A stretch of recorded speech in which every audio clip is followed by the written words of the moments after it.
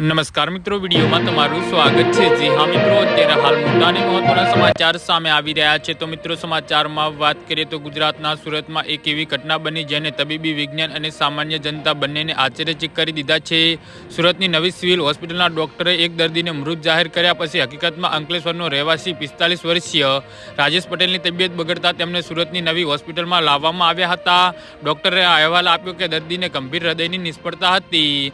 જી હા મિત્રો, અત્યારે હાલ મોટા અને ચોંકાવનારા સમાચાર સામે આવી રહ્યા છે। પરંતુ આ જાહેરાતના લગભગ 15 મિનિટ પછી કંઈક એવું બન્યું જેને બધાને આશ્ચર્યચકિત કરી દીધા હતા। દર્દીના શરીરમાં થોડી હલનચલન જોવા મળી હતી અને અચાનક મોનિટર પર હૃદયના ધબકારા દેખાયા હતા। હોસ્પિટલના chief medical officer doctor Umesh ચૌધરીએ જણાવ્યું હતું કે મારી 30 વર્ષની કારકિર્દીમાં આ પહેલીવાર બન્યું છે કે જે કોઈ દર્દીને મૃત જાહેર કર્યા પછી તેમને પોતે જ દર્દીને CPR આપ્યું, પરંતુ કોઈ પણ હસ્તક્ષેપ વિના હૃદય પોતાની મેળે ધબકે તે ખૂબ જ દુર્લભ ઘટના છે।